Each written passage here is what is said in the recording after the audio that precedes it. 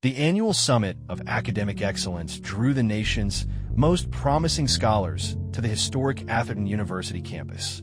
These gatherings were renowned for their intellectual rigor, where established academics often showcased their brilliance through spirited debates that occasionally bordered on intellectual combat. Among the attendees sat Barron Trump, whose exceptional academic record had earned him an invitation despite being an undergraduate. Though his scholarly achievements spoke for themselves, hushed conversations suggested his presence owed more to his family name than his intellectual merit. These skeptics would soon witness a demonstration of character and intellect they hadn't anticipated. The morning session featured Dr. Victor Harmon, whose reputation preceded him across academic circles. A tenured professor at an Ivy League institution, Harmon had built his career on what he called intellectual enlightenment, particularly his crusade against religious thought.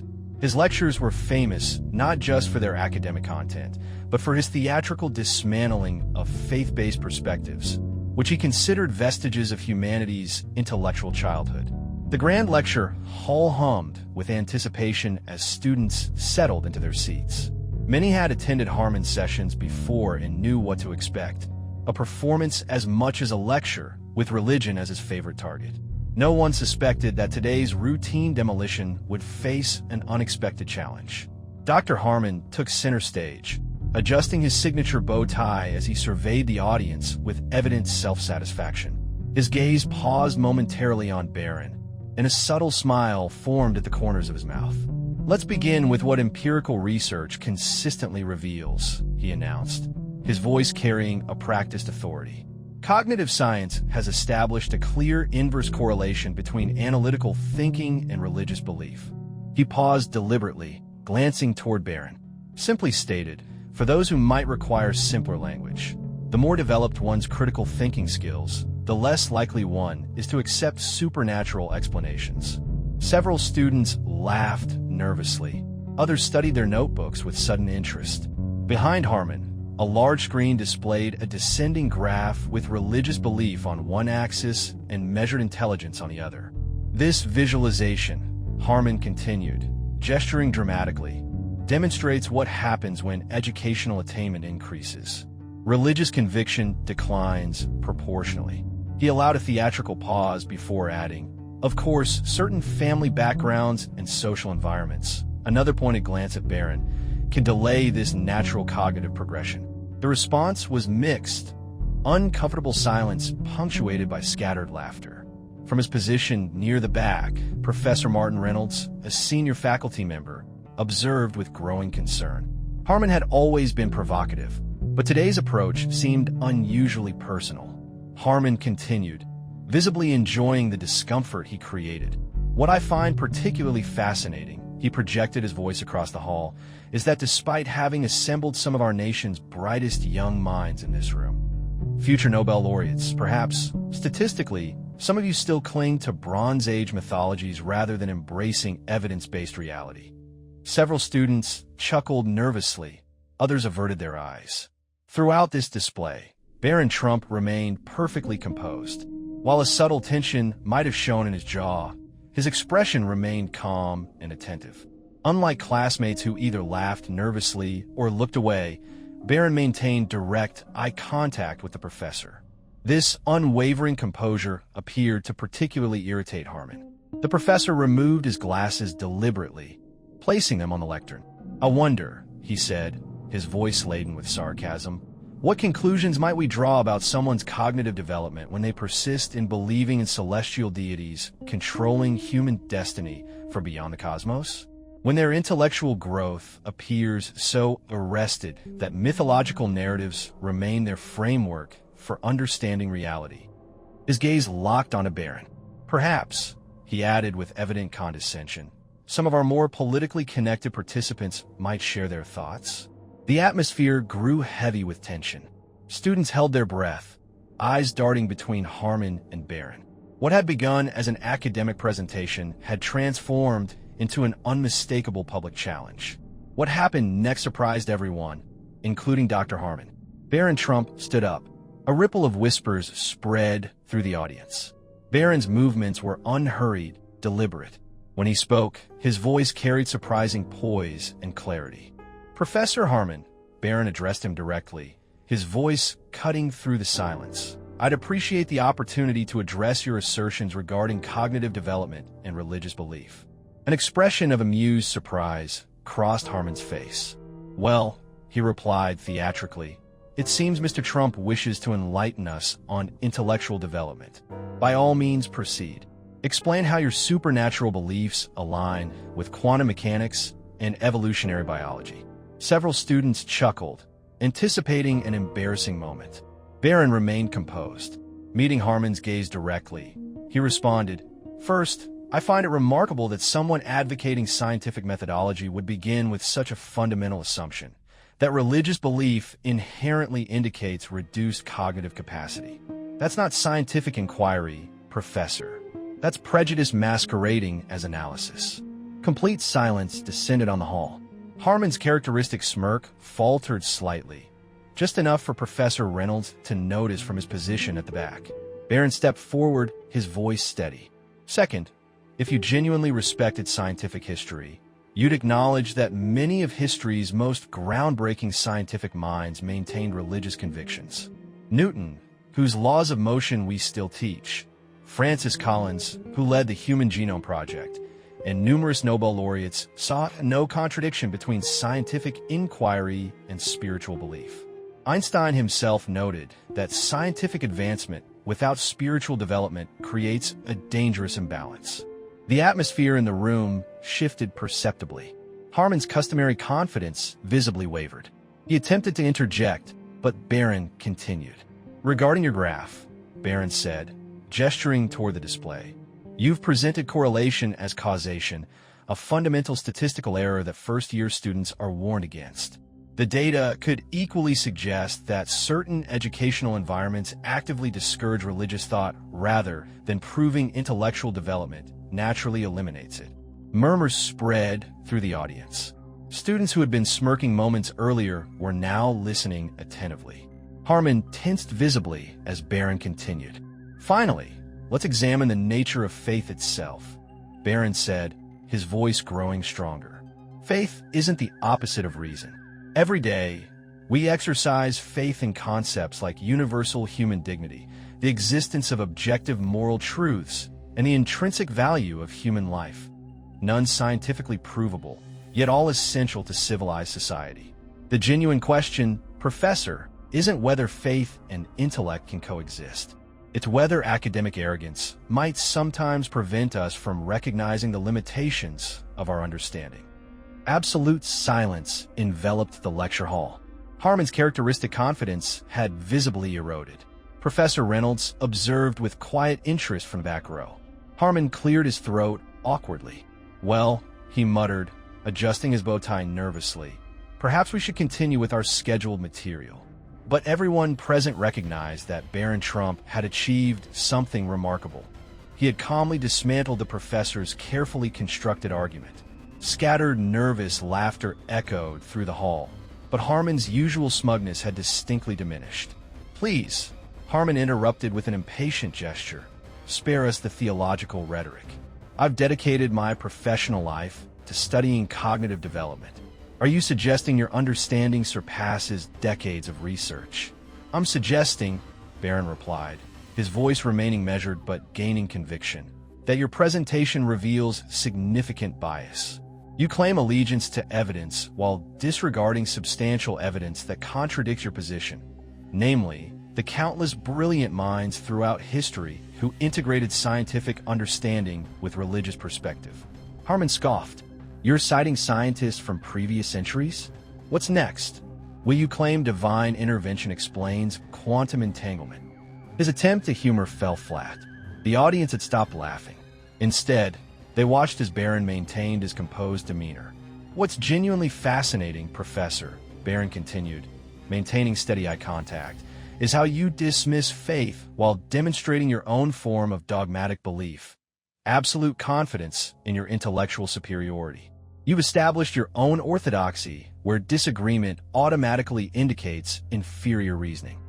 The room fell completely silent. From the back, Professor Reynolds leaned forward, watching as his colleague's complexion deepened.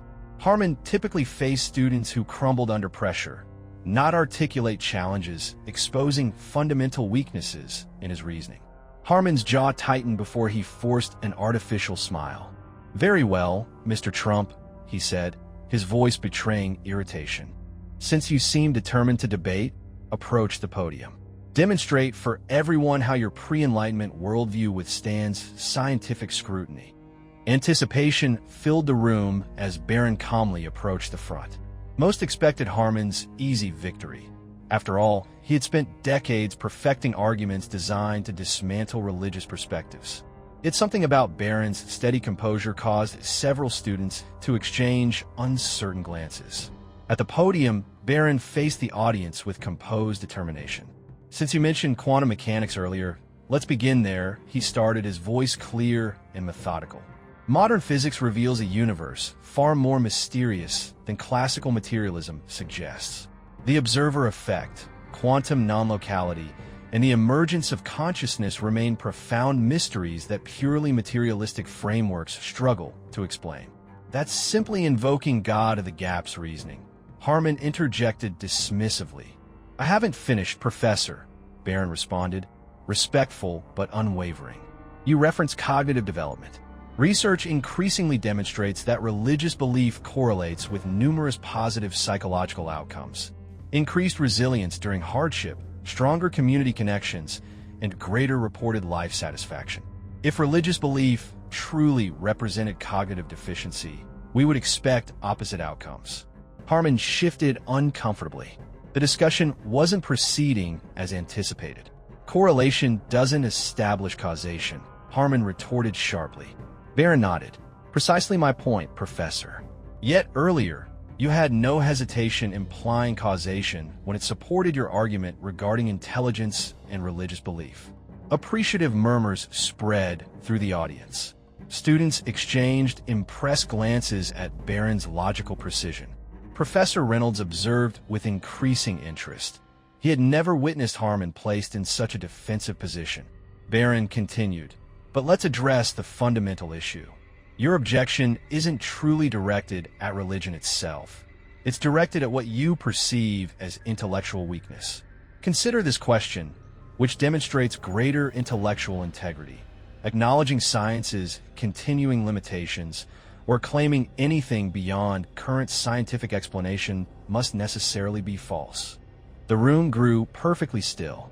Harmon's complexion deepened. "That's not. When you dismiss religious belief, Professor," Barron continued, stepping forward slightly, "you're not merely rejecting my personal convictions.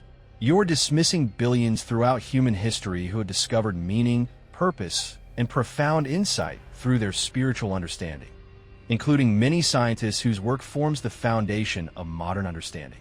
Harmon's carefully maintained composure was visibly cracking. Students who had been smirking earlier now regarded Barron with newfound respect. Barron allowed a momentary silence before delivering his next challenge.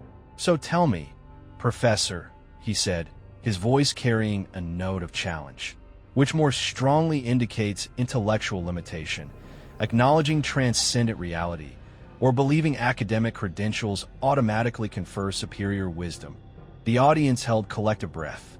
Professor Harmon opened his mouth, but remarkably found himself without immediate response. His fingers gripped the podium edge. Barron wasn't finished. Professor Harmon clutched the podium, his knuckles whitening. "You're simply mischaracterizing my position," he stammered, his usual eloquence deserting him. "Science has explained phenomena previously attributed to supernatural causes. Has it addressed all fundamental questions?" Barron's response remained measured. "Can you explain through purely materialistic means why consciousness exists? Why the universe's physical constants appear precisely calibrated to permit life's existence? Why human beings universally seek meaning beyond material existence?" Harmon tensed visibly. "Those represent temporary gaps in our scientific understanding." "Exactly," Barron replied calmly. "Gaps in understanding. Yet you express absolute certainty nothing transcendent exists within those gaps. Doesn't that position itself require a form of faith?" The audience was thoroughly captivated. Students who had previously laughed at Harmon's dismissive comments were now nodding in agreement with Barron's observations. Barron stepped forward again. "Let's examine your central argument, Professor," he continued, his tone remaining respectful but direct. "You characterize religious belief as intellectual weakness, yet you use your academic position to intimidate those holding different perspectives. Which behavior truly demonstrates intellectual insecurity?" Harmon's face had reddened significantly. "This is becoming. Please allow me to finish," Barron interrupted politely but firmly. "You advocate free inquiry while ridiculing perspectives different from your own. You promote intellectual openness while demonstrating remarkable closed-mindedness." The tension was palpable. From his seat, Professor Reynolds observed with growing interest as his colleagues' carefully constructed authority visibly diminished. Then Barron posed an unexpected question. "I'm genuinely curious, Professor," he said, pausing meaningfully. "If religious belief truly indicates intellectual deficiency, why does it appear to threaten you so profoundly?" Harmon's mouth opened slightly, then closed. No words emerged. The silence throughout the hall was absolute. Barron allowed the weight of the moment to settle before delivering his concluding argument. "I believe I understand your discomfort, Professor." Barron's voice remained steady and measured. "Because fundamentally, your entire perspective contains an irreconcilable contradiction." Harmon gripped the podium tighter. "What contradiction?" "You claim allegiance to evidence and reason," Barron explained. "Yet you've asserted an absolute negative proposition, that transcendent reality cannot exist. Any genuine scientist recognizes the impossibility of proving such negative assertions. Your certainty, therefore, isn't scientific, it's fundamentally dogmatic." Murmurs rippled through the audience. Harmon's complexion paled noticeably. Barron continued his analysis. "Furthermore," he elaborated, "you criticize people for finding meaning through faith while transforming your materialism into a kind of secular religion. You proclaim it with identical certainty to what you criticize in believers. The difference is substituting divine authority with academic credentials." Several students nodded emphatically. Even some who had initially supported Harmon now appeared completely absorbed in Barron's systematic dismantling of their professors' positions. Barron delivered his concluding observation. "But perhaps the most revealing contradiction," he paused, maintaining unwavering eye contact, "is that while claiming religious belief indicates reduced intellectual capacity, you stand here today unable to effectively counter even basic philosophical arguments presented by an undergraduate." Barron remained respectful in his delivery. "Which interpretation better fits the evidence, Professor? That believers lack intelligence, or that your position lacks sufficient logical foundation?" The room remained absolutely silent. Professor Harmon's mouth opened, then closed again. For the first time in his distinguished career, he found himself without response. Professor Harmon had built his professional reputation on intellectual intimidation. He had prided himself on effortlessly dismantling religious perspectives. But now he stood thoroughly exposed. Barron Trump maintained his composed demeanor, his voice calm, yet carrying undeniable authority as he prepared to deliver one final challenge. "Consider this fundamental question, Professor," Barron said, stepping slightly forward. The audience remained breathlessly attentive. "You argue religious faith represents irrationality, yet you maintain faith that consciousness emerged from non-conscious matter, that life spontaneously developed from non-living elements, that cosmic order arose from primordial chaos, all without intelligent direction." Barron allowed his words to register before delivering his conclusion. "So which position demands greater faith? Believing in creative intelligence behind existence, or believing nothing somehow produced everything?" A visible transformation swept through the lecture hall. All attention focused on Professor Harmon, who remarkably had no response. His mouth opened slightly, then closed. His hands gripped the podium while no counterargument materialized. In that moment, he recognized his profound error in challenging Barron Trump. The silence throughout the hall was deafening. Professor Harmon remained visibly unsettled, searching for a response that wouldn't come. Students leaned forward expectantly, awaiting his counterargument. None came. That's not. We need to. Harmon stammered, but his customary commanding presence had vanished. His hands trembled slightly against the podium, his once unshakable confidence now visibly shattered. Barron displayed no triumphalism. He simply stood there, unwavering, embodying composed strength. Then he offered his final observation. The fundamental issue, Professor, Barron continued, his tone remaining respectful, is that your opposition to faith isn't grounded in evidence. It's grounded in philosophical materialism, itself a belief system requiring numerous unprovable assumptions. And dogmatic adherence to any philosophy, as you often teach, undermines genuine intellectual inquiry. Murmurs spread throughout the audience. From the back, Professor Reynolds finally intervened. Perhaps, he called, rising from his seat, we should return to our scheduled program. We have significant material remaining to address. His words offered Harmon a gracious exit. Barron, recognizing the courtesy being extended to the professor, nodded slightly. Thank you for this discussion, Professor Harmon, he said graciously. Then, without further comment, he returned to his seat. The contrast couldn't have been more pronounced. Where Harmon had been dismissive and condescending, Barron had remained composed, measured, and dignified. As he returned to his desk, every person watched him intently. Students who had previously questioned his presence now regarded him with newfound admiration. Meanwhile, Professor Harmon remained at his podium, visibly unsettled. He watched Barron return to his seat as if anticipating further challenge.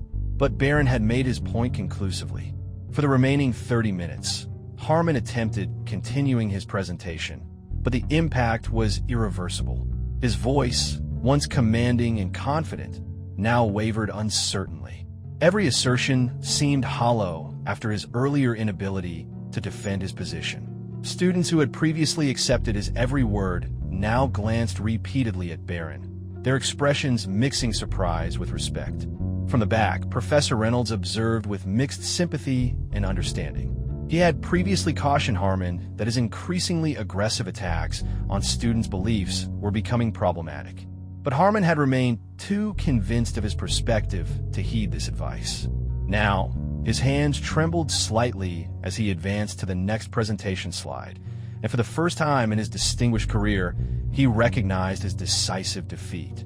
The words Professor Harmon had once proclaimed with absolute confidence now seemed to mock him.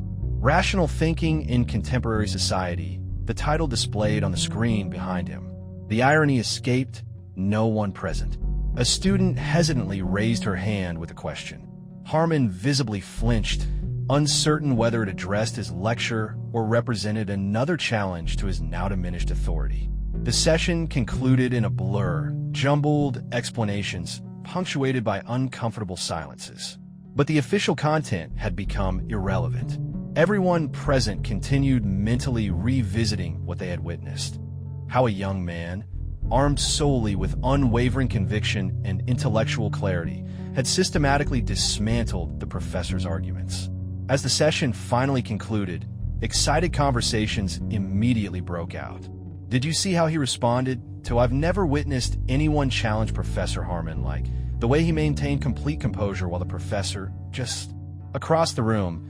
Professor Harmon barely managed to dismiss the class, his usual authoritative concluding remarks reduced to a mumbled, "We'll continue next session." His hands shook visibly as he gathered his materials, avoiding eye contact entirely. Several students who had previously laughed at his anti-religious comments now stood awkwardly by the exit, observing as their once intimidating professor seemed diminished behind his podium. Later that afternoon, after the summit sessions had concluded, Professor Harmon sat alone in the empty lecture hall, staring at his presentation notes. Years of dismissing faith reduced to meaningless bullet points by one student's unwavering conviction. Professor Harmon? Harmon looked up. Barron Trump stood there, preparing to leave. For the first time that day, Harmon's arrogance had completely vanished, replaced by something unexpected, genuine reflection.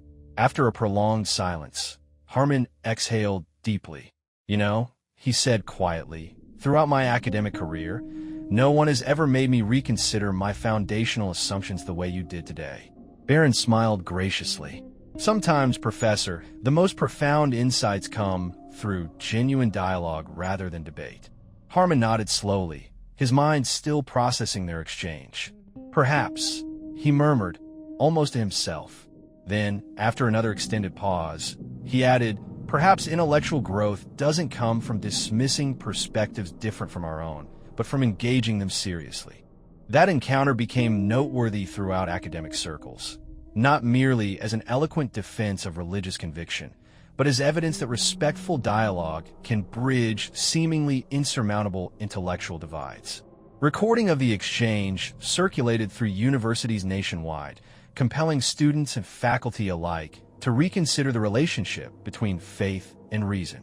Because faith and intellect were never meant to be adversaries, but complementary pathways in humanity's pursuit of understanding. This narrative transcends a simple academic debate. It powerfully demonstrates that faith and intellect aren't opposing forces, but complementary allies in humanity's quest for truth. It challenges the notion that intellectual development necessitates abandoning belief, proving instead that defending one's convictions with logical coherence and gracious demeanor can effectively counter even deeply entrenched academic prejudice. Barron Trump's unwavering composure and incisive reasoning when confronted with condescension illustrates strength derived from authentic confidence, not merely in knowledge, but in deeper conviction. His ability to maintain respectful discourse while exposing logical inconsistencies offers lessons in both intellectual humility and principled dialogue. This account serves as a reminder that meaningful progress comes not through dismissing perspectives different from our own, but through engaging them with genuine intellectual curiosity. True wisdom often emerges at the intersection of different ways of understanding our complex reality.